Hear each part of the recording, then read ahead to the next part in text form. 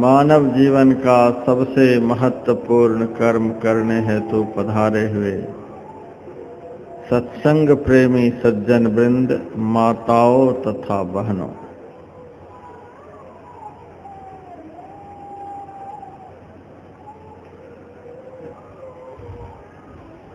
अभी आप लोगों की सेवा में संत तुलसीदास जी महाराज द्वारा रचित श्री रामचरितमानस का पाठ हुआ।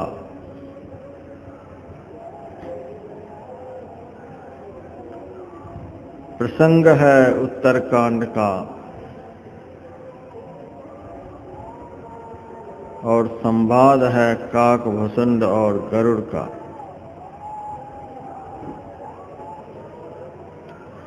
ऐसे भी रामायण का आदि और अंत बड़ा ही रहस्यमय है। इसके लिए कहावत है, बाल का आदि उत्तर का अंत, पढ़े पंडित। इसको पंडित लोग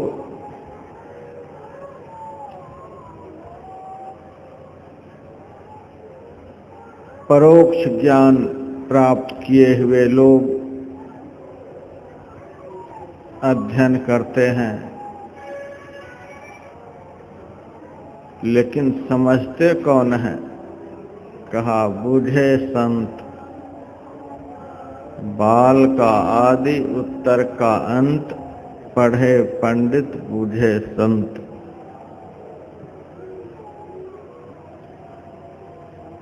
संत की कृपा से ही थोड़े से शब्दों में आप लोगों की सेवा करूंगा।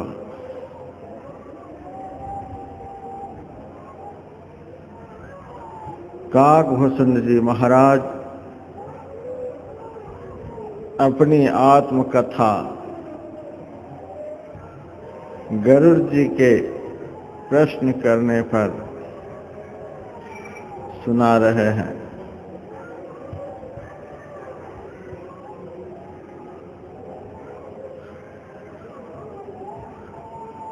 आज यहाँ के कार्यक्रम की एकादशी है।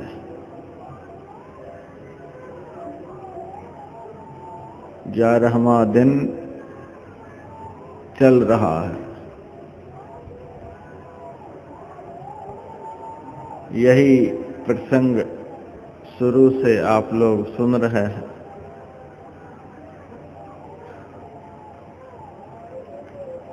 बहुत बातें हो चुकी हैं।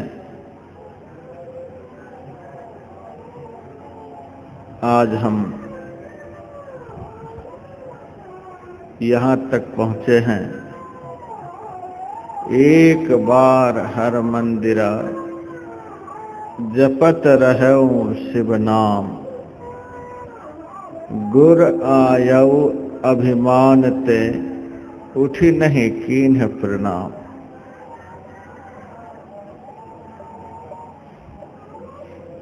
उज्जैन नगरी में जो महाकालेश्वर भगवान का मंदिर है, उसी मंदिर का प्रसंग है।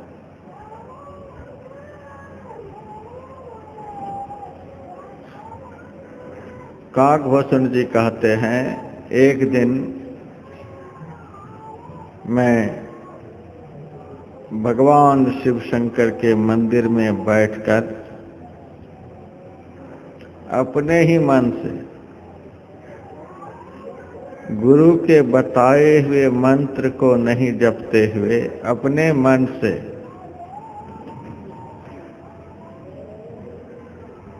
दूसरे ही मंत्र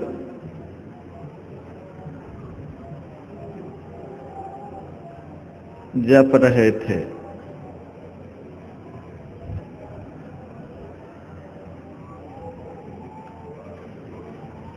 मंत्र जप करते समय ही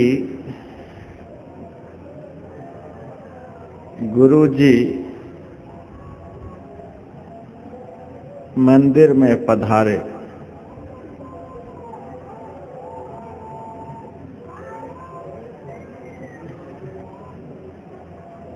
धर्म कहता था खड़े होकर गुरु को नमन करते, आदर मान सम्मान करते, क्योंकि गुरु का स्थान भगवान से भी अधिक है। भगवान राम का अवतार हुआ, भगवान कृष्ण का अवतार हुआ, इससे बढ़कर कोई अवतार नहीं हो सकता। 24 अवतारों में सबसे उत्कृष्ट ये 2 अवतार हैं और भगवान अवतार लेकर किस कदर गुरु का सम्मान किए हैं, गुरु का आदर किए हैं, गुरु की अभ्यर्थना किए हैं, गुरु की सेवा किए हैं। रामायण पढ़कर देखें और श्रीमद् भागवत महापुराण के 10वें स्कंध पढ़कर देखें।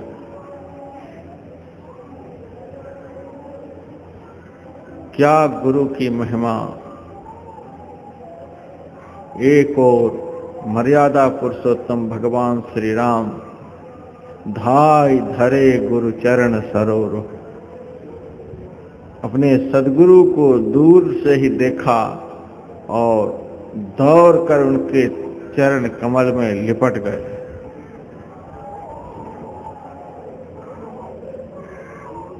और भगवान श्री कृष्णचंद्र गुरु सांदीपनी मुनि की किस तरह से सेवा की है, यह भी लिखा हुआ है। इतने बड़े आदरणीय पूजनीय आज मंदिर में पधारे हैं, लेकिन काकभूषण जी महाराज अपने से कहते हैं गुरु आयो। इतने बड़े आदर के युग जिनका सम्मान भगवान करते हैं और मैं ऐसा अभिमानी कि उठकर उन्हें प्रणाम नहीं किया। इससे बढ़कर क्या अनर्थ हो सकता है।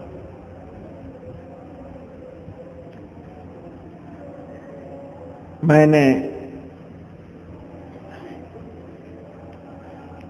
आनंद रामायण में पढ़ा है, एक बार भगवान श्री राम के महल में रात्रि के 12 बजे पिंगला नामक वेश्या पहुंची है। भगवान श्री रामचंद्र अकेले महल में विश्राम कर रहे थे। उनके चरणों को हिलाकर जगाती है।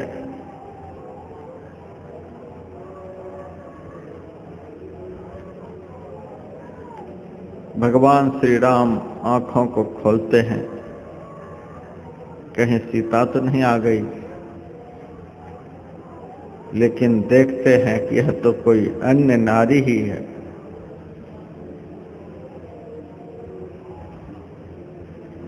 भगवान ने पूछा, तू कौन हो, कहां से आई हो, इस कदर इतनी रात को मेरे महल में कैसे पधारी हो, बताओ। वह नारी कहती है,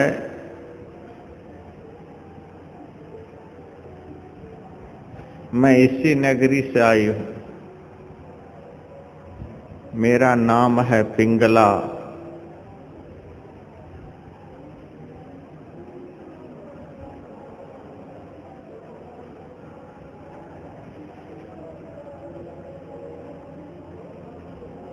जब सीता जी जनकपुर से अवध आई थी, तब मैं भी उनके साथ यहाँ आई और यहीं रहने लगी।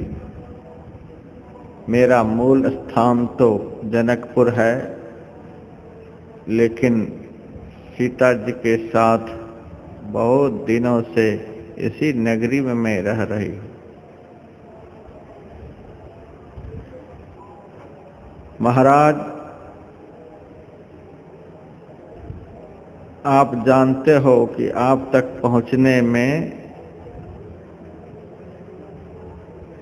कितना परिश्रम होता है, कितने द्वारपाल खड़े हैं, कितने दरवाजे बने हुए हैं, सबको पार करने के बाद इस महल में आना होता है। किस कदर मैं आप तक पहुंची हूं आप जान सकते हो, लेकिन मैं पहुंच चुकी।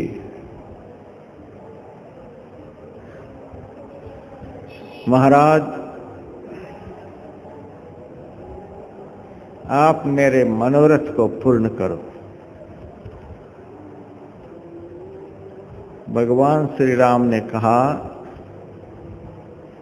यह अवतार मर्यादा का है, इसीलिए दुनिया के लोग मुझे मर्यादा पुरुषोत्तम कहते हैं। मैंने इस अवतार में संकल्प कर लिया है कि पवित्र भावना से भी पर नारी का हम स्पर्श नहीं करेंगे।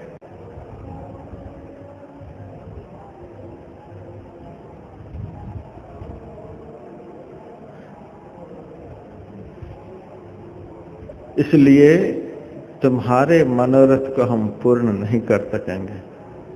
जल्दी से तू यहां से चली जा, नहीं तो हमारी कीर्ति पर कलंक लगेगा। पिंगला भगवान के चरणों को पकड़कर रोने गिड़गिड़ाने लगी। महाराज, जैसे तैसे मैं आपके महल में आई हूं, अब मेरा मनोरथ अवश्य पूर्ण करो। मैं यह नहीं चाहती कि मेरी मलिन वासना को आप तृप्त करो। ऐसे निकृष्ट घर में मेरा जन्म हुआ जहां सदैव निकृष्टतम कर्म ही होते रहे हैं, और जन्म से अब तक मेरे शरीर से न जाने कितने निकृष्टतम कर्म हुए हैं। वेश्या के घर में मेरा जन्म हुआ, वेश्यावृत्ति करते हुए हमारी इतनी उम्र हो गई। कितने अशुभ कर्म मेरे इस पापमय शरीर से हुए हैं जिसकी सीमा नहीं है। भगवान, मैं आपको पहचानती हूँ, जानती हूँ कि आप मनुष्य नहीं हो, आप साक्षात परमात्मा हो। मैं आपसे बस इतना ही चाहती हूँ कि एक बार इस पापनी के अंग का आप अपने पवित्र हाथ से स्पर्श कर दो, जिससे मेरे सारे पाप ताप संताप समाप्त हो जाए, मैं निर्मल हो जाऊं, पवित्र हो जाऊं। भगवान ने कहा, मैंने पहले ही कह दिया है कि इस अवतार में मैंने संकल्प ले लिया है कि किसी भी नारी का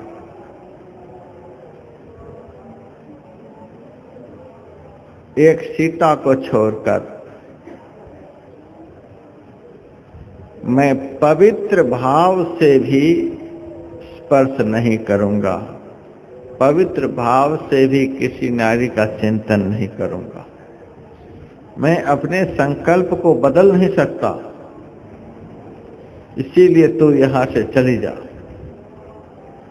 बहुत पिंगला के रोने गिड़गिड़ाने पर भगवान श्री राम ने कहा, देवी एक बात सुनो,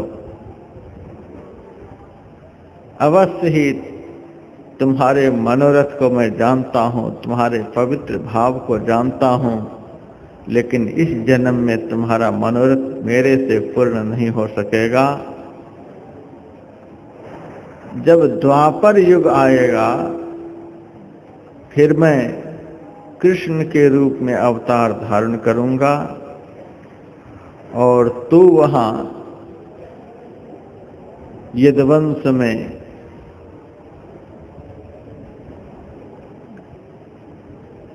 कुब्जा बनकर प्रकट होगी।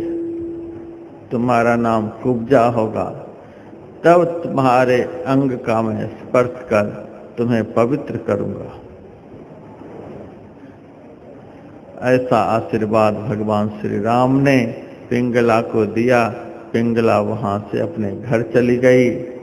भगवान श्री राम के मन में बड़ा भारी खेद कि मेरे महल में आज कहाँ से एक वेश्या नारी पहुँच गई। भगवान श्री राम दूसरे महल में जहाँ सीता जी विश्राम कर रही थीं गए, सीता जी को जगाते हैं और सारी घटना सुनाते हैं। सीता जी तो सुनकर आग बबूली हो गई। आप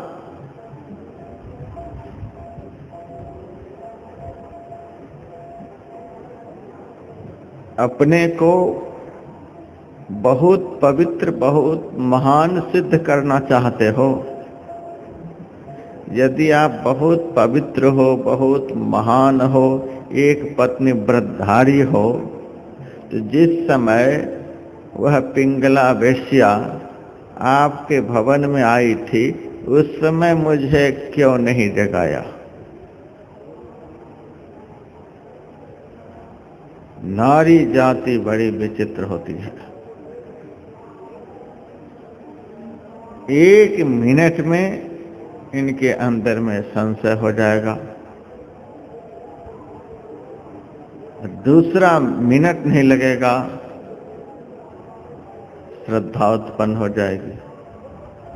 एक मिनट में श्रद्धा, दूसरे मिनट में संशय। कब श्रद्धा उत्पन्न हो जाए, कब इसमें संशय उत्पन्न हो जाए, पता नहीं।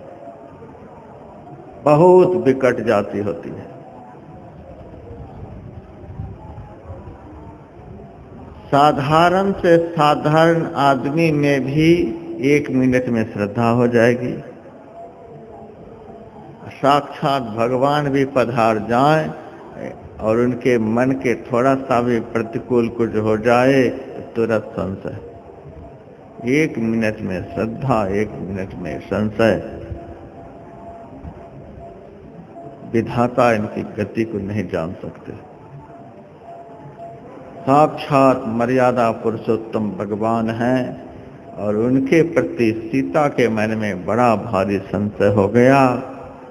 जब आप बहुत बड़े धर्मात्मा थे, सत्यवादी थे, सत्संकल्पी थे, तो उस वक्त क्यों नहीं जगाए?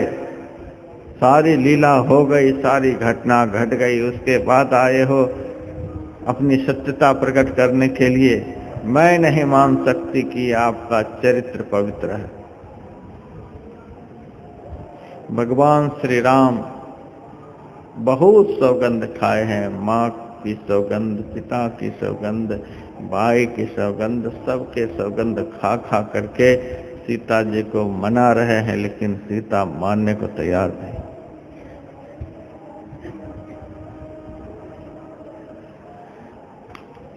भगवान राम ने कहा, सीते अब तू ही बता,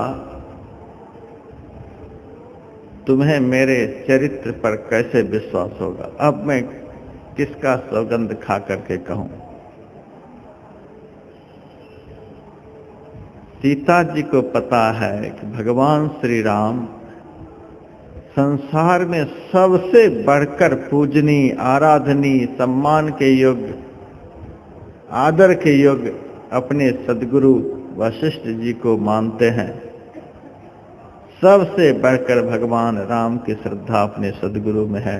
सद्गुरु से बढ़कर राम किसी को नहीं मानते हैं। देखिए भगवान गुरु का कितना बड़ा स्थान देते हैं।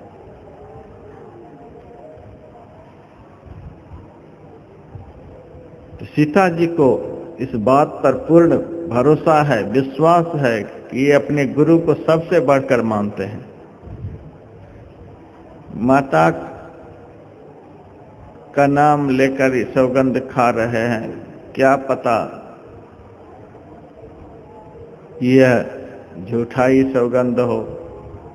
पिता का नाम लेकर के शपथ खा रहे हैं, भाई के नाम लेकर के शपथ खा रहे हैं। ऐसे शपथ खाने वाले तो दुनिया में आजकल बहुत हैं।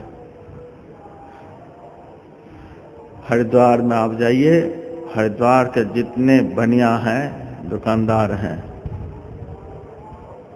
आप एक बार संदेह प्रकट करिए कि तुम्हारा सामान गड़बड़ है, तुरंत भगवान की कसम, गंगा माँ की कसम, 1 मिनट में। और मैंने एक ग्रंथ में पढ़ा था, जो मनुष्य बात बात में कसम खाए उस मनुष्य पर कभी विश्वास नहीं करना। सबसे झूठा वो आदमी होता है, कसम खाने वाला। और कसम कभी खाना भी नहीं चाहिए, ऐसा मैंने पढ़ा है। कसम आदमी को कभी भी नहीं खाना चाहिए। जो कसम बात बात में खाए वो 1 नंबर का झूठा आदमी, उस पर कभी विश्वास नहीं करना चाहिए।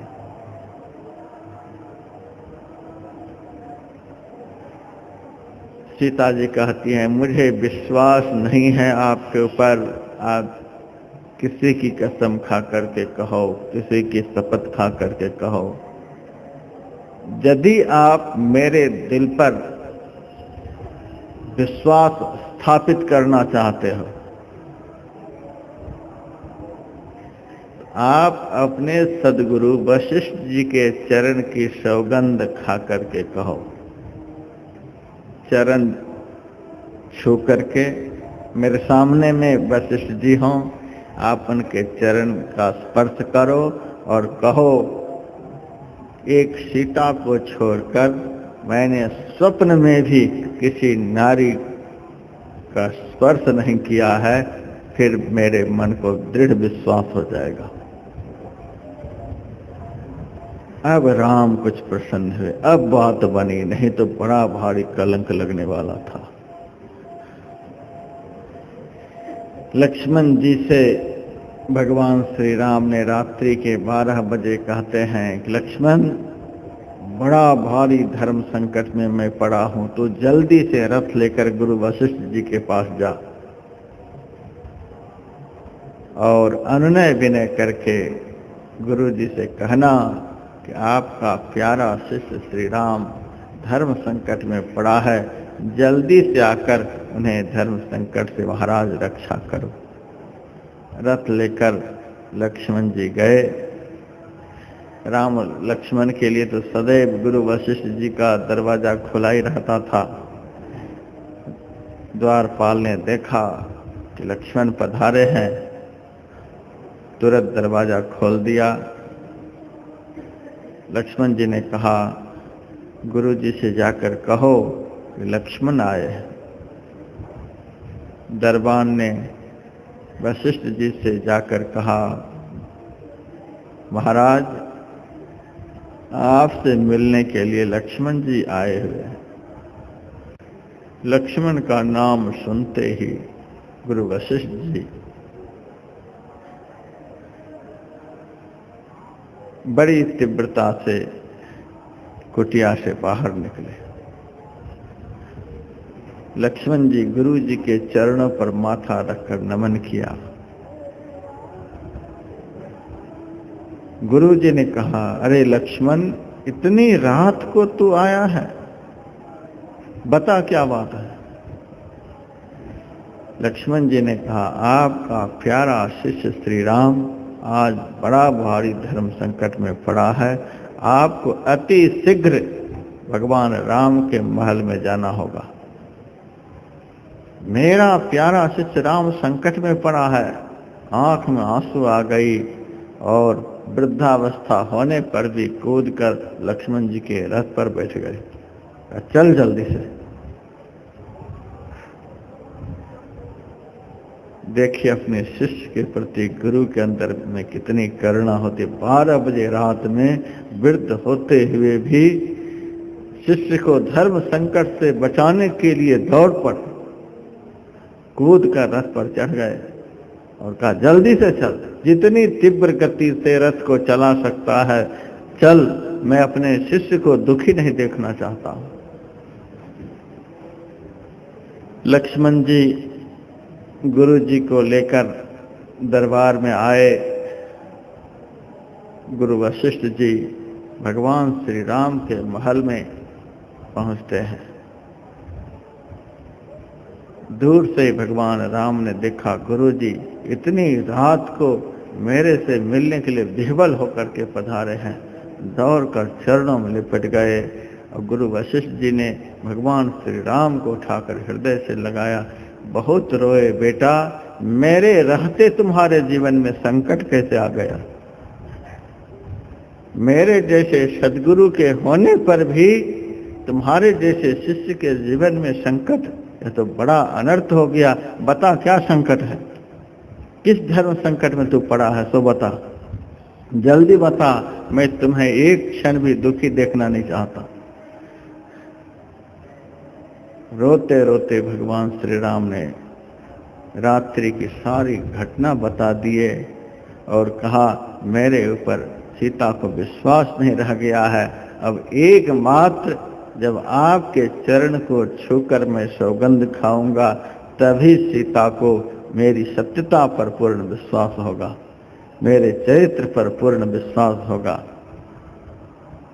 गुरु वशिष्ठ जी दोनों चरण को आगे बढ़ा दिए, जल्दी से छू ले मेरे चरण को। गुरु जी के चरणों को अपने हाथों से पकड़कर उस समय शपथ खाते हैं, हे गुरुदेव, यदि श्री राम सीता को छोड़कर जागृत अवस्था में कौन कहे, स्वप्न में भी किसी नारी के प्रति मलिन भाव नहीं रखा है। यदि श्री राम जागृत अवस्था में कौन कहे, स्वप्न में भी किसी नारी का स्पर्श किया है, तो मैं इस चरण का सौगंध खाकर कहता हूं। सीता जी को पूर्ण विश्वास हो गया। श्री राम अपने सद्गुरु के चरण को छूकर कभी झूठ नहीं बोल सकते। और कोई सौगंध खाते, शपथ खाते तो संदेह हो सकता था, लेकिन श्री राम सद्गुरु के इतने बड़े भक्त हैं, इस चरण को छोड़कर छूकर कभी असत्य भाषण नहीं कर सकते। तुरंत विश्वास हो गया। भगवान श्री राम वशिष्ठ जी के चरणों में लिपटे हैं और उस चरण के सौगंध खा लेने पर अब सीता जी श्री राम के चरण में लिपटे हैं।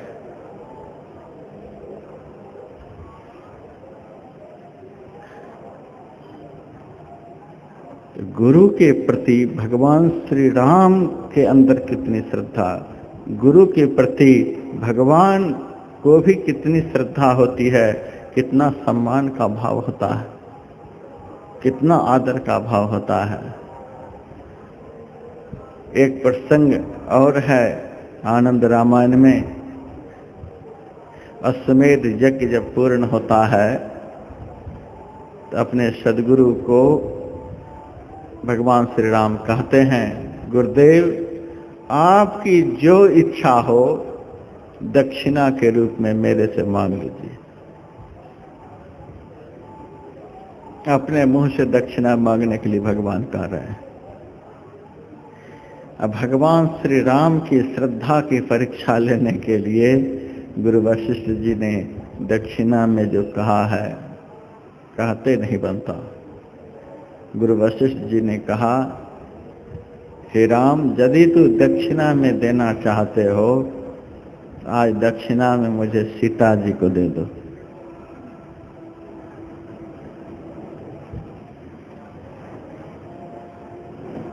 जरा सा भी गुरु के मन में, गुरु के प्रति राम के मन में कुभाव नहीं आया।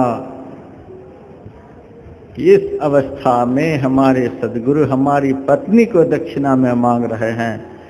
तुरंत अपना रथ तैयार करवाया और एक क्षण में सीता जी को उस रथ पर बिठा दिया।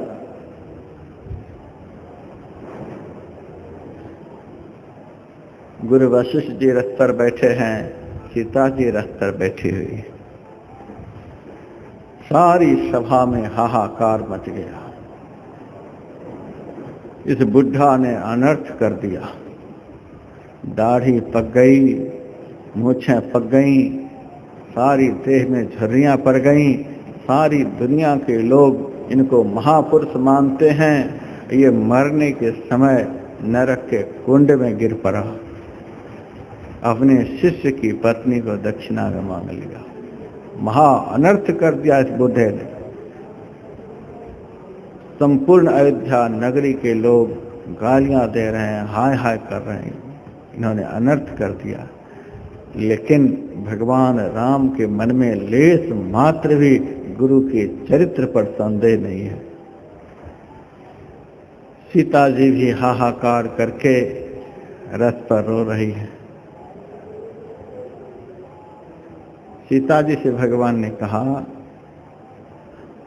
सीते, मैंने दक्षिणा में तुम्हें गुरु जी को समर्पित कर दिया और तू रो रही हो।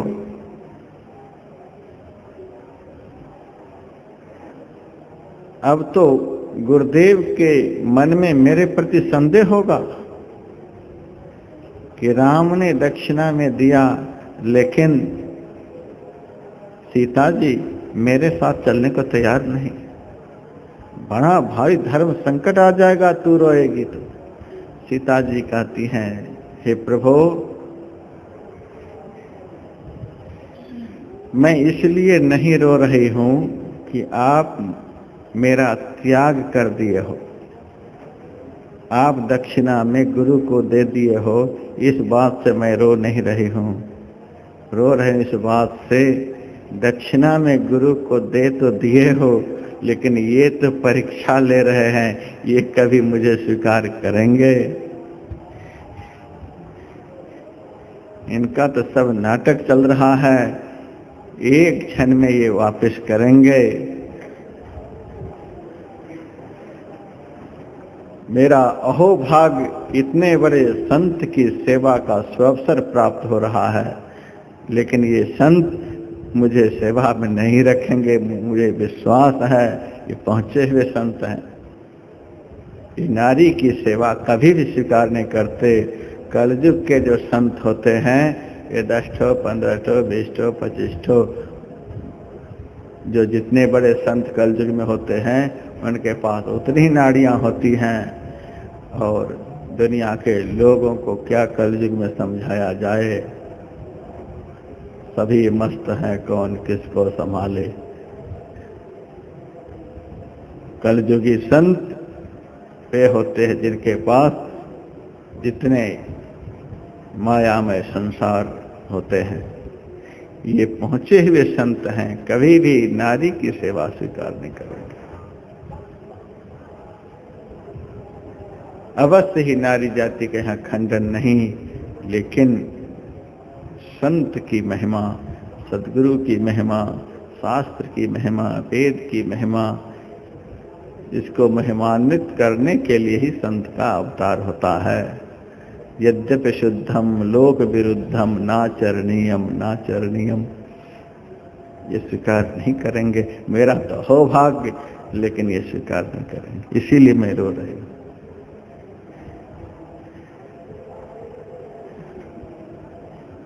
भगवान श्री राम हाथ जोड़कर गुरु जी से कहते हैं, गुरुदेव, मैंने दक्षिणा में सीता को दिया है और मेरे पास कामधेनु गाय भी है, इसको भी अपने साथ लेकर के जाएं। गुरु वशिष्ठ जी ने कहा, बेटा, मैं दुनिया को गुरु के प्रति तुम्हारी श्रद्धा दिखलाने के लिए ही ऐसा कहा था। श्री राम के अंदर में जो स्वयं मर्यादा पुरुषोत्तम हैं, स्वयं परमात्मा के अवतार हैं, फिर भी गुरु में कितनी श्रद्धा राम की है, भगवान की है। दुनिया को गुरु तत्व की महिमा बतलाने के लिए ही इस तरह की परीक्षा तुम्हारी से ली है। बेटा, हमें कामधेनु गाय से क्या लेना देना, हमें सीता से क्या लेना देना। हम तो अपने शिष्य की धवल कीर्ति सारे संसार में देखना चाहते हैं और हमारे अंदर में कोई कामना नहीं है। अब तू इस दक्षिणा को मेरे आदेश से वापस ले ले।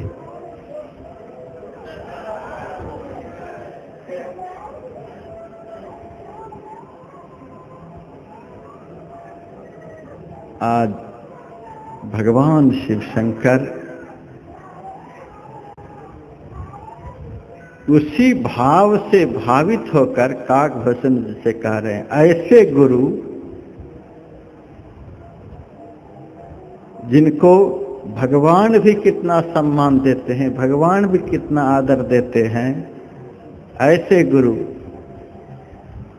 जिनके लिए मैंने भी कितनी बार कहा है, गुरुर् ब्रह्मा गुरुर्विष्णु गुरुर्देवो सदाशिवः न गुरुरधिकः कश्चिन् त्रिषु लोकेषु विद्यते दिव्य ज्ञानोपदेष्टारं देशिकं परमेश्वरं पूजयेत परया भक्त्या तत् ज्ञान फलम भवेत यथा गुरुस्तथे देशो यथा वेशस्तथा गुरु पूजनीयो महाभक्त्या न भेदो विद्यते नयो।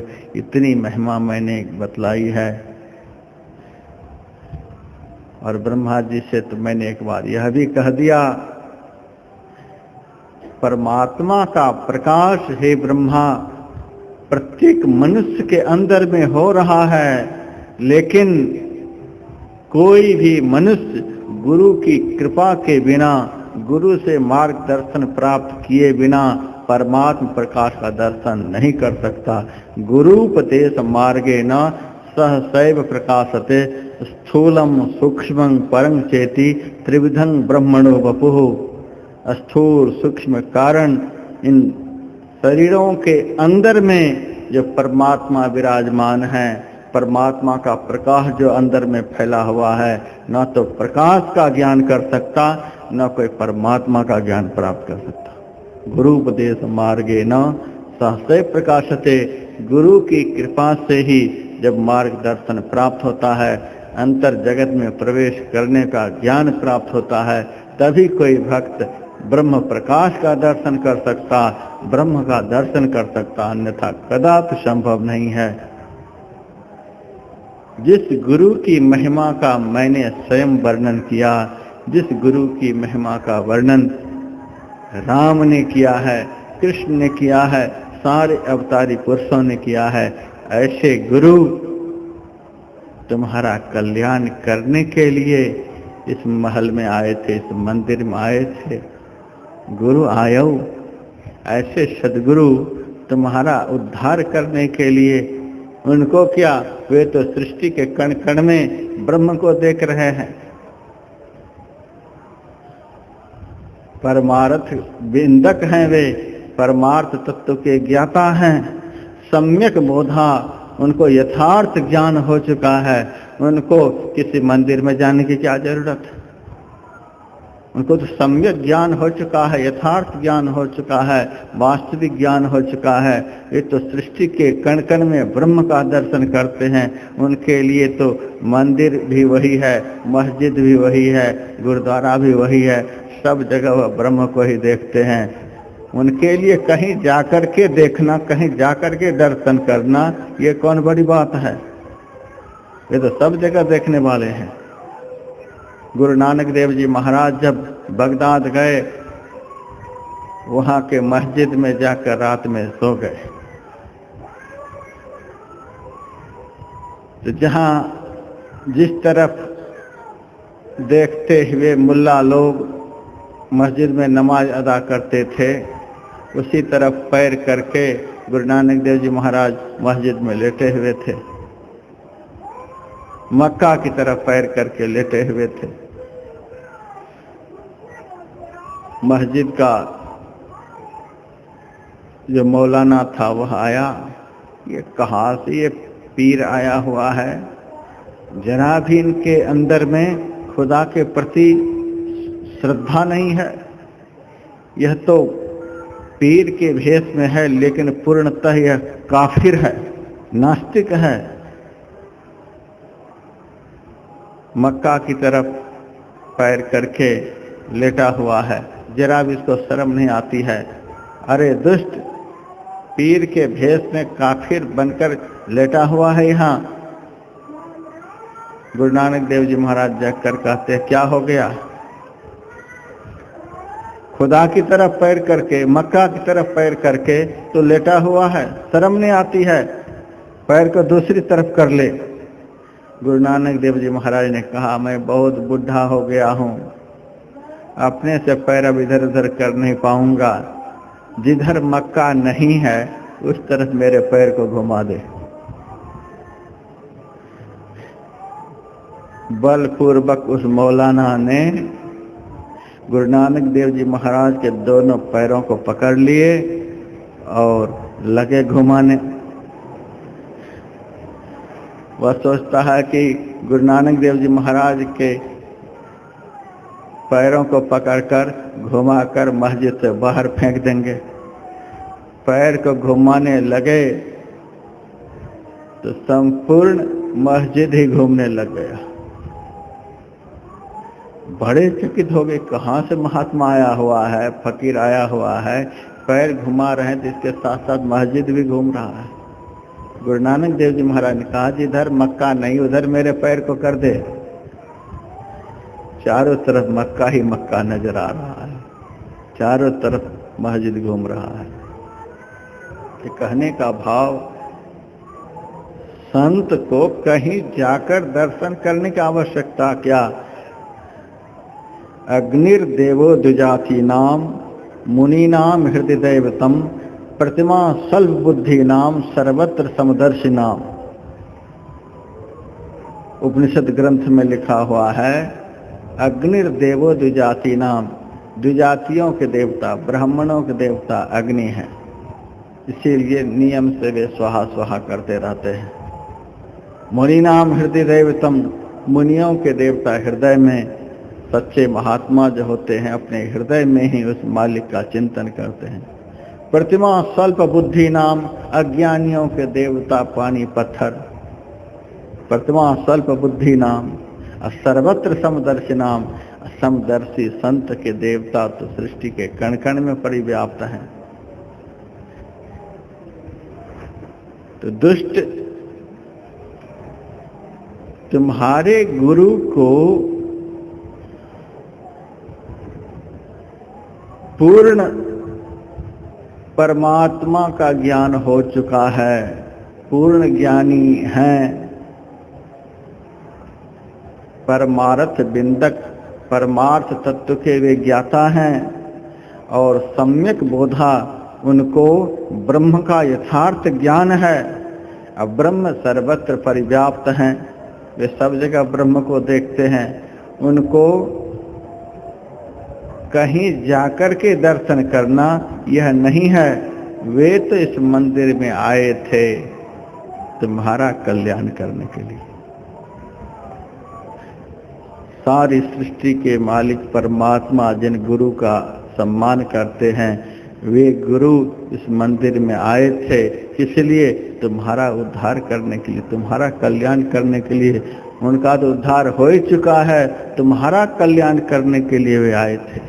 यद्यपि तो उनके दिए हुए मंत्र को बदल दिया, तो मनमानी किया है, कितना उनके प्रति द्रोह किया है, ईर्ष्या किया है, कितना उनके प्रति कुभाव मन में रखा है, कितना उनके साथ छल कपट किया है, राग द्वेष किया है।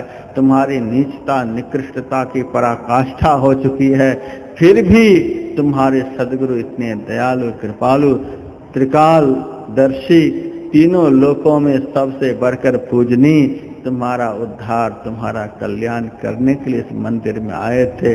लेकिन मूर्ख, तूने उठकर प्रणाम नहीं किया।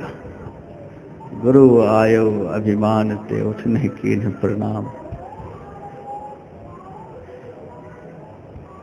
लेकिन तुम्हारे गुरु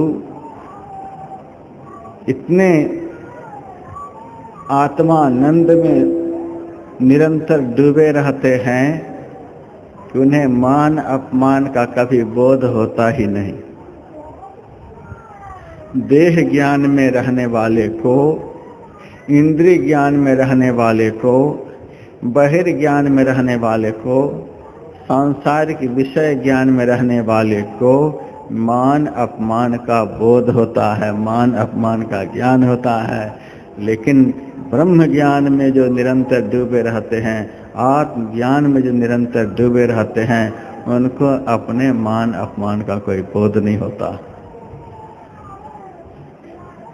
न जानाति स शीतोष्णम न दुखम न सुखम तथा न मानं नावमानं च संत्यक्तात् समाधिना अवस्था त्रय मन्वेति न चित्तं योगिनं सदा जागरण निद्रा विनिर्मुक्तः स्वरूपावस्थिता मियात्।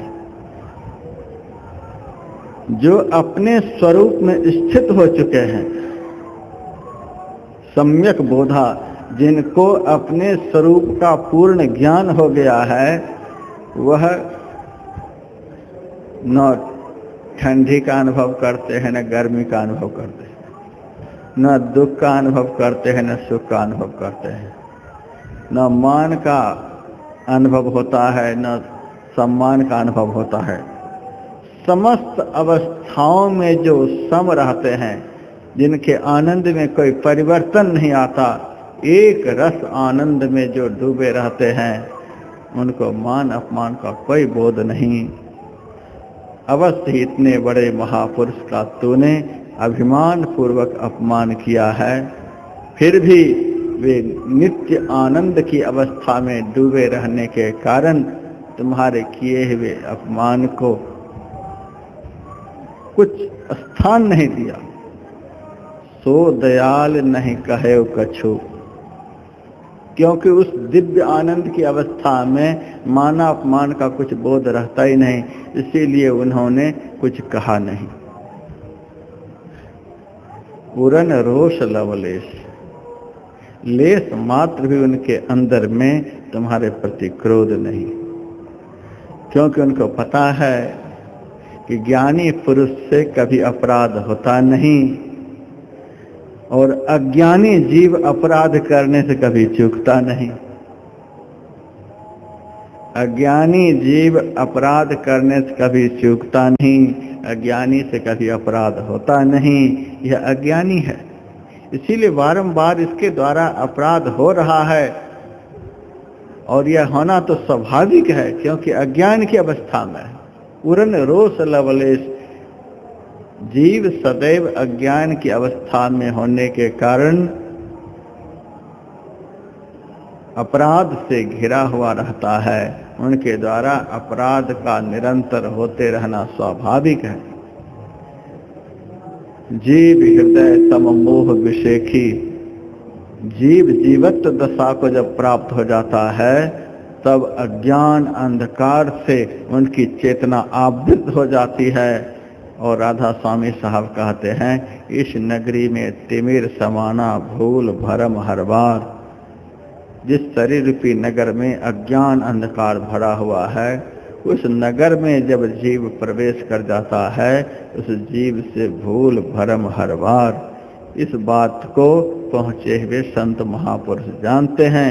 इसीलिए जीव के ऊपर, अज्ञानी के ऊपर लेश मात्र भी संत महापुरुष के मन में रोष नहीं होता कि यह जिस अवस्था में है, उस अवस्था के अनुरूप कार्य जरूर करेगा। इसीलिए उरन रोष लवलेश, अति यज्ञ गुरु अपमानता सह नहीं सके महेश। जिस सदगुरु की इतनी महिमा, इतनी विशालता, इतना भारी अपमान होने पर भी लेस मात्र भी उनके मन में रोष नहीं, दया का सागर उमड़ रहा है। इतने दयालु कृपालु सदगुरु का इस दुष्ट ने इतना बड़ा अपमान किया है। इस अपमान को भगवान शिव नहीं सहन कर सके, बर्दाश्त नहीं कर सके। अति अघ गुरु अपमानता सह नहीं सके महेश। सामान्य लोगों का अपमान करने से पाप होता है, अघ होता है, लेकिन पहुँचे हुए संत सदगुरु का अपमान करने से अति अघ होता है, सबसे बड़ा पाप होता है। जिस पाप का एकमात्र दंड विधान ही है, उसका कोई प्रायश्चित नहीं होता। अति अघ गुरु अपमानता सह नहीं सके महेश। उसी समय मंदिर माज भई नभवानी, रे हत भाग्य अज्ञ अभिमानी। मंदिर के ठीक बीचों बीच से आकाशवाणी हुई। नीचे के आदमी कुछ बोले तो उस पर विश्वास हम कर भी सकते हैं और नहीं भी कर सकते हैं, क्योंकि नीचे के आदमी का कोई भरोसा नहीं। वो कब बात को पलट ले, उनकी बात कब पलट जाए, ठिकाना नहीं। ऊपर वाले की बात को तो सर्वकाल में मानना ही पड़ेगा। ऊपर वाले की बात पलट नहीं सकती। जिनकी चेतना ऊर्ध्वगत हो गई है, जिनकी सूरत का ऊर्ध्वगमन हो चुका है, जिनकी चेतना पिंड से ब्रह्मांड में आरोहण कर चुकी है, जिसकी सूरत की अंदर में चढ़ाई हो चुकी है, उनके मुंह से जो वचन निकलते हैं, ब्रह्मांड भले टल जाए लेकिन उनका वचन नहीं टल सकता। मंदिर माज भयउ नभ बानी, मंदिर के ठीक बीच से आकाशवाणी हुई।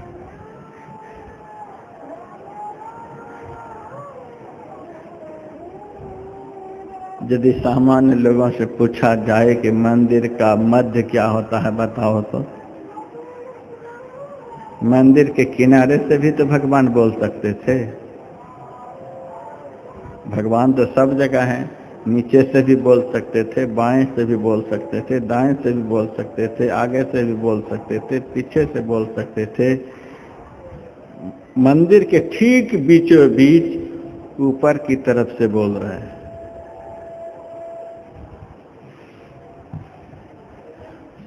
शरीर से भी प्रकट होकर के बोल सकते थे,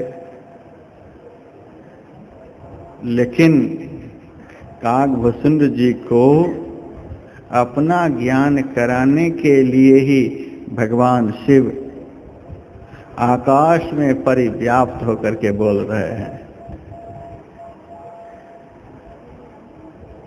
कागभूषुंड, तू जिसको शिव समझ रहा है वह शिव मैं नहीं, तू पत्थर को शिव समझ रखा है। तू हमको एक जगह पर स्थित समझ रखा है कि शिव जी यहीं पर हैं, इसीलिए इतना बड़ा पाखंड रच करके तू यहाँ आकर के भजन पर बैठा हुआ है। यदि तू हमको सर्वव्यापक समझता तो कहीं भी बैठ करके मेरा भजन चिंतन तो कर सकता था, लेकिन तू तो बड़ा भारी दम्भी है, पाखंडी है, यहाँ आकर के मेरा भजन करता है। इसका मतलब यह है कि मैं केवल इसी मंदिर में हूँ और कहीं नहीं हूँ। आकाशवाणी हुई, जैसे आकाश समस्त भूतों में परिव्याप्त होता है, उसी तरह से भगवान शिव अपने शिवत्व को प्रकट करने के लिए कागभूषुंड जी के सामने बोल रहे हैं कि कागभूषुंड, मैं केवल इसी मंदिर में नहीं बैठा हुआ हूँ, मैं तो आकाश में परिव्याप्त हूँ। आकाश से बोल रहे हैं, अर्थात जैसे आकाश तत्व सारे तत्वों में व्यापक होते हैं, उसी तरह से ब्रह्म तत्व सृष्टि के कण कण में परिव्याप्त होते हैं। तो हमको एक जगह पर अवस्थित समझता है, तो हमको साकार समझ रखा है, तो हमको केवल पत्थर समझ रखा है। बोल रहे हैं, इसका मतलब परमात्मा जड़ नहीं चेतन है, तो हमको जड़ समझ रखा है। बोल रहे हैं, आप कहेंगे चेतन तो दिखलाई नहीं देते हैं, इसीलिए तो भगवान बोल रहे हैं, लेकिन कागभूषुंड को वो बोलने वाले दिखलाई नहीं दे रहे हैं। बिनु पग चले सुने बिनु काना, कर बिनु कर्म करे विधि नाना, आनन रहित सकल रस भोगी, बिन वाणी भक्तावर जोगी। बिना मुंह के, बिना वाणी के ही सबसे बड़े ज्ञानी हैं, सबसे बड़े वक्ता हैं, समग्र संदेहों को दूर करने वाले हैं, बिना शरीर के ही बोल रहे हैं। देखिए शिव जी का स्वरूप, मंदिर माज भयउ नभ बानी, इसी आधी पंक्ति से शिव जी का स्वरूप प्रकट होता है। भगवान शिव कैसे, और जब सद्गुरु शिव जी की स्तुति करेंगे तो उस स्तुति में इसी स्वरूप का वर्णन आएगा। नमामीश मीशान निर्वाण रूपम विभुम व्यापकम ब्रह्म वेद स्वरूपम निजं निर्गुणं निर्विकल्पम निरीहम चिदाकाश माकाश वासम भजेहम। आकाश में व्यापक, आकाश के कण कण में व्यापक गुरु को भगवान शिव का सम्यक बोध है। इस अज्ञानी शिष्य को शिव तत्व का सम्यक बोध नहीं है, इसीलिए ये अपने घर में बैठकर भजन नहीं करता, स्थान विशेष पर जाकर भजन करता। उनको लगता है कि भगवान यहीं पर हैं, बाकी कहीं भी नहीं है। काकभूषण जी को शिव तत्व का ज्ञान कराने के लिए ही भगवान शिव शंकर आकाश से बोल रहे हैं। यह चैतन्यता का प्रतीक है और दिखलाई नहीं दे रहे हैं। यह निराकार स्वरूप का वर्णन है और आकाश से बोल रहे हैं। यह व्यापकत्व का ज्ञान देना है। निराकार का ज्ञान दे रहे हैं, अपने व्यापकत्व का ज्ञान दे रहे हैं और बोल रहे हैं यह चैतन्यता का ज्ञान दे रहे हैं। चैतन्यता, व्यापकता, निराकारिता, ये तीनों ज्ञान एक साथ काकभूषण जी को शिव जी दे रहे हैं। भगवान की आवाज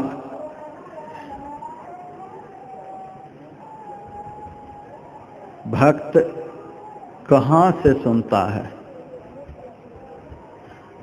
भगवान की आवाज को भक्त कहाँ सुनता है? मंदिर के मध्य में सुनता है। भगवान परमात्मा ईश्वर मंदिर के बीच से बोलते हैं। किस मंदिर के बीच से?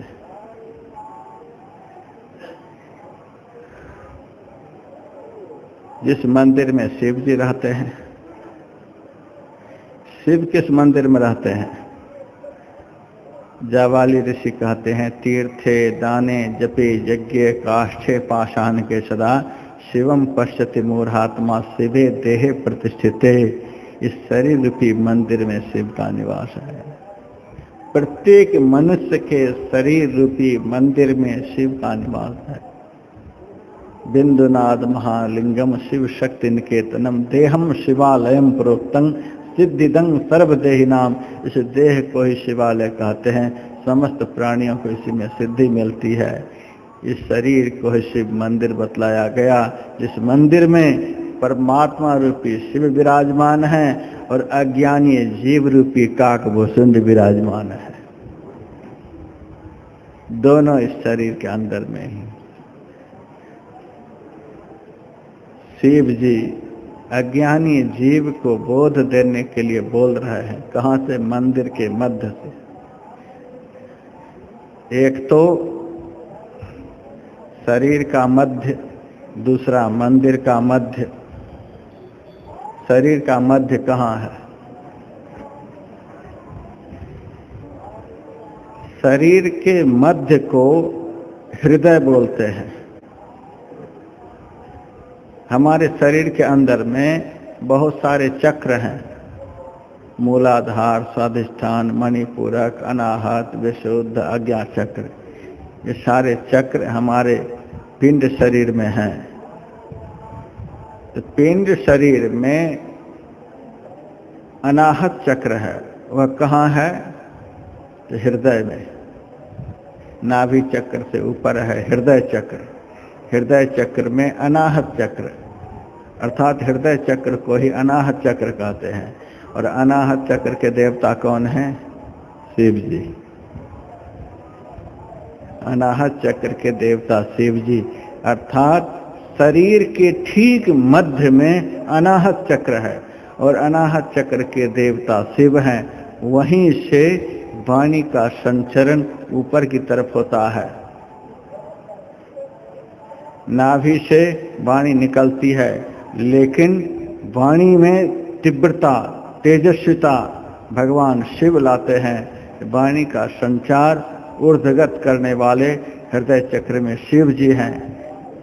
तो शिव जी इस शरीर के ठीक मध्य में है, क्योंकि इस शरीर के मध्य भाग में ही अनाहत चक्र है और अनाहत चक्र के देवता शिव जी हैं।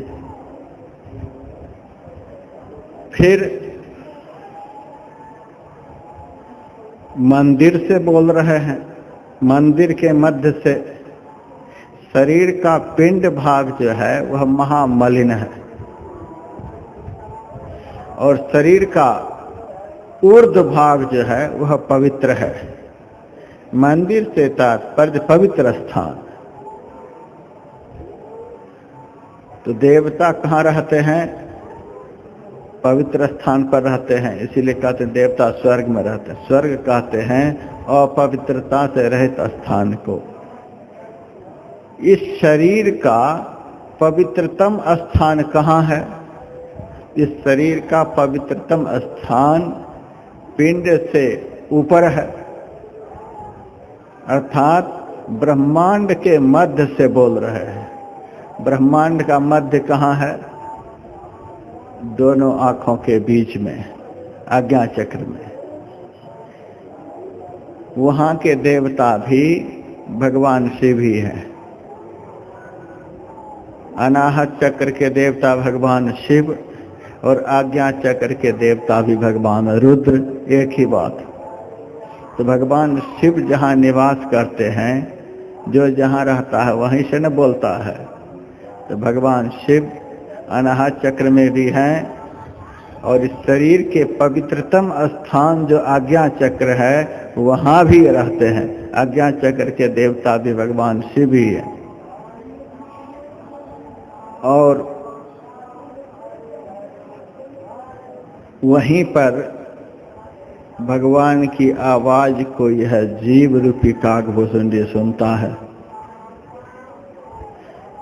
संत तुलसी साहब की वाणी में, कुदरती काबे कि तू मेहराब में सुन गौर से, है आ रही धुर से सदा तेरे बुलाने के लिए। कुदरत का बनाया हुआ, परमात्मा का बनाया हुआ यह शरीर रूपी काबा है, मक्का मदीना है। इस शरीर का जो ऊपर वाला भाग है वह मेहराब कहलाता है। मेहराब किस तरह से होता है? जैसे आधा चंद्रमा हो उसी तरह से मेहराब होता है।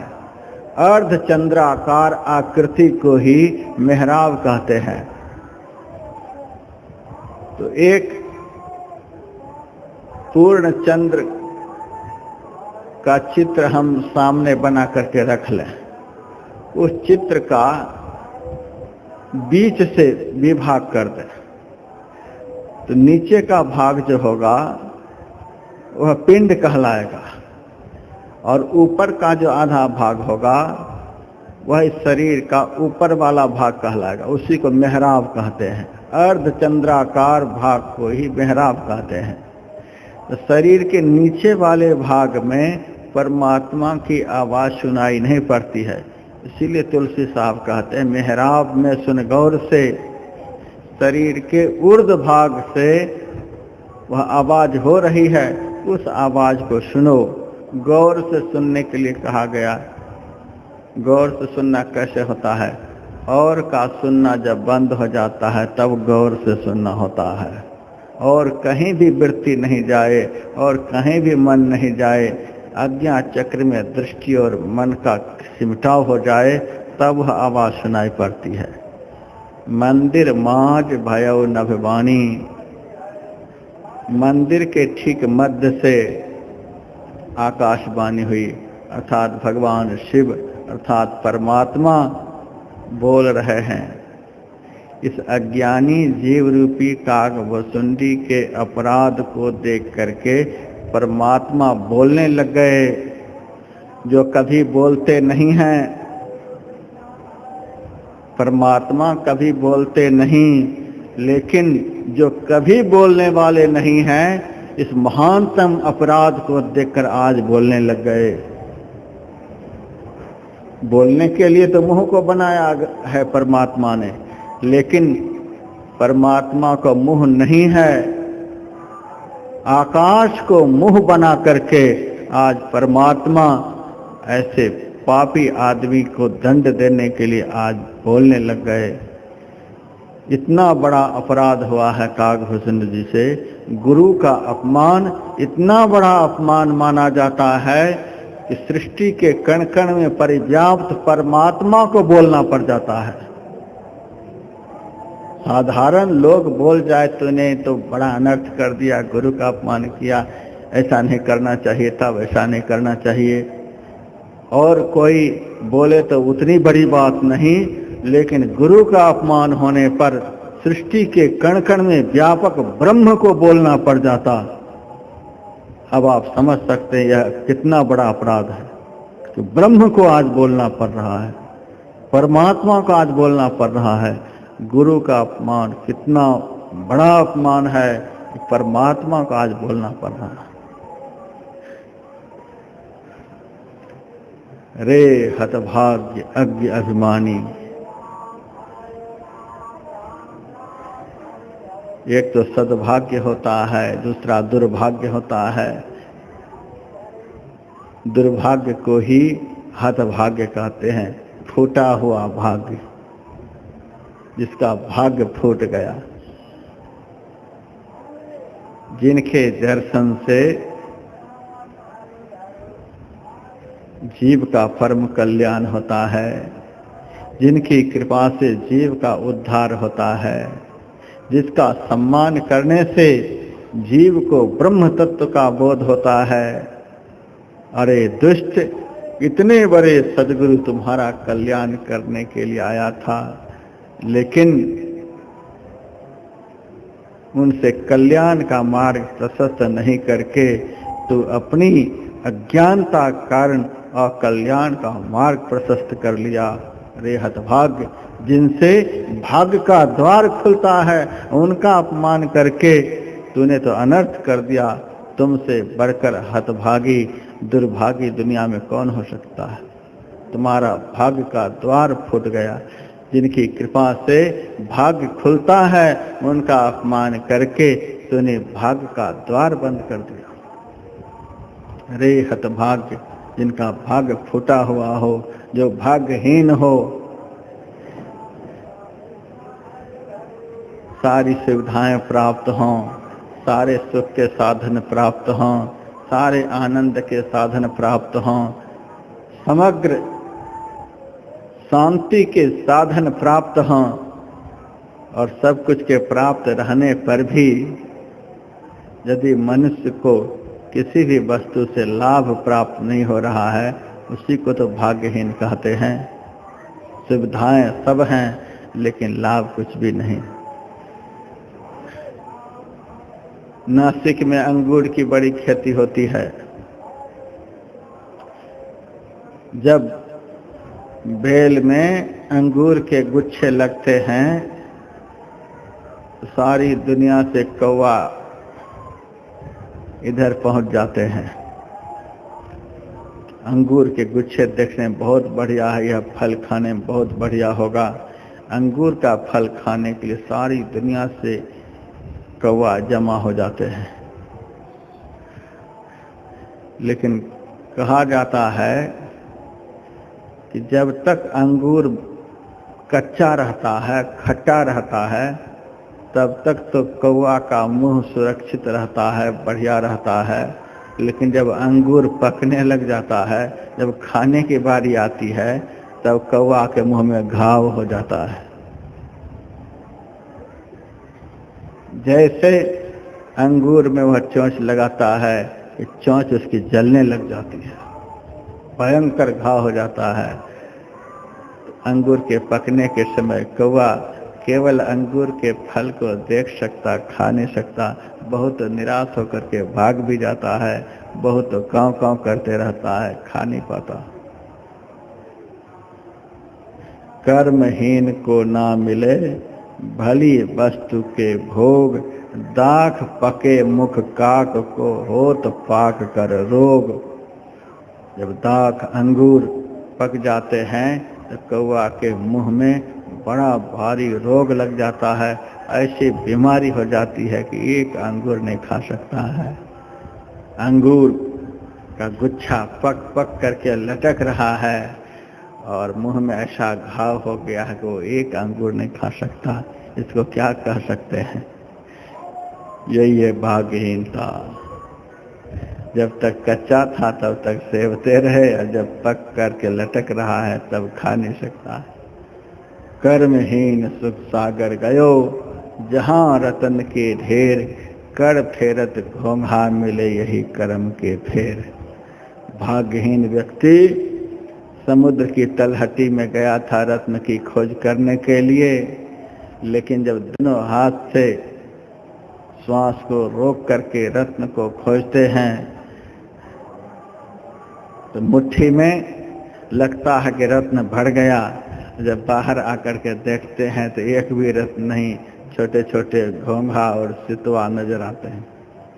हाय हाय, कितना श्वास को रोक करके हाथ पैर मारता रहा, मुट्ठी भर के लाया भी, लेकिन रत्न एक भी नहीं, घोंघा है। कर फेरत घोंघा मिले यही कर्म के फेर। इसी को भाग्यहीनता कहते हैं। जहाँ रत्न ही रत्न है वहाँ एक भी रत्न हाथ नहीं लगे, घोंघा और सितवा हाथ लग जाए। जहाँ अंगूर के गुच्छे लटक रहे हैं वहाँ एक भी अंगूर खाने को नहीं मिले, इसी को भाग्यहीनता कहते हैं। उसी तरह से जिस सद्गुरु की कृपा से संसार को कौन कहे, परमार्थ के सारे आनंद सारे सुख प्राप्त होते हैं, ऐसे सद्गुरु के सामने रहने पर भी शिव जी उसे दुर्दशा की ओर ले जाने के लिए दंडित कर रहे हैं। इससे बढ़कर भाग्यहीनता क्या हो सकती है? अरे हतभाग्य, अरे भाग्यहीन, मूर्ख, अभिमानी। साधारण लोगों के साथ तो अभिमान करता तो तुम्हारा अभिमान कुछ चल भी जाता। सारी सृष्टि के मालिक जो हैं उनसे अभिमान। एक साधारण व्यक्ति से तो अपने ज्ञान का प्रदर्शन करो कि हम बहुत बड़े ज्ञानी हैं।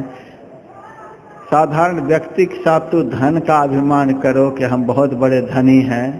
साधारण व्यक्ति के साथ तो और कुछ प्रदर्शन करो कि मेरे से ज़्यादा तुम्हारे पास कुछ भी नहीं, तो तुम्हारा अभिमान कुछ चल सकता है। लेकिन सारी सृष्टि के मालिक के सामने तू अभिमान प्रकट कर रहा है। क्या है उनके टक्कर में तू? उनके सामने तू क्या है? यह झूठा अभिमान है। एक सामान्य टक्कर के व्यक्ति के साथ यदि अभिमान को प्रकट करता है तो अभिमान एक चलने लायक है, लेकिन सारी सृष्टि के मालिक के सामने कोई अभिमान प्रकट करे, यह सबसे बड़ी मूर्खता है। इसीलिए अज्ञ शब्द का प्रयोग किया। अरे महान अज्ञानी, जहाँ कभी अभिमान करना ही नहीं चाहिए वहाँ तो अभिमान कर रहा है। यदि कोई अभिमानी व्यक्ति हो वहाँ जाकर के तो अभिमान करो, तुम्हारे अभिमान का कुछ सम्मान होगा। लेकिन जिनके अंदर में कभी अभिमान आ ही नहीं सकता उनसे तो अभिमान कर रहा है, तो महा अज्ञानी है। अरे हतभाग्य अज्ञ अभिमानी, यद्यपि तब गुरु के नहीं क्रोधा, अति कृपाल चित सम्यक बोधा।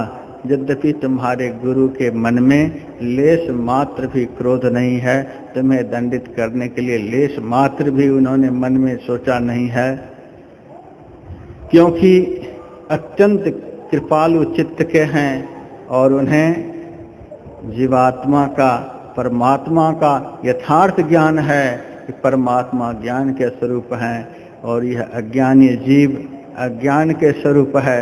अज्ञानी जीव से अपराध होना स्वाभाविक है, इसीलिए अज्ञानी जीव है, अपराध हो गया है, नज़रअंदाज कर दिए हैं। लेकिन मैं नहीं छोड़ सकता। अन्य किसी के साथ यदि तू अपमान करता, अभिमान करता, अन्य किसी के साथ यदि तू अनादर का व्यवहार करता तो मैं बर्दाश्त कर भी लेता। और कोई देवता के रूप में हम होते तो तुम्हें दंड नहीं भी करते, लेकिन हमारा नाम तो तू जानता ही है, हम हर हैं, अहंकार के देवता हैं।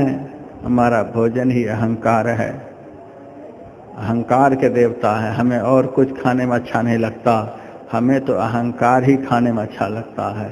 जैसे किसी के अंदर अहंकार होता है, मैं उसको चट से खा जाता हूँ। अहंकार के देवता के पास रह करके तुम्हारे अंदर में अहंकार, तुम्हें पता नहीं कि मैं अहंकार का देवता हूँ, मेरा भोजन ही अहंकार है। मैं अहंकार विकार को खा जाता हूँ।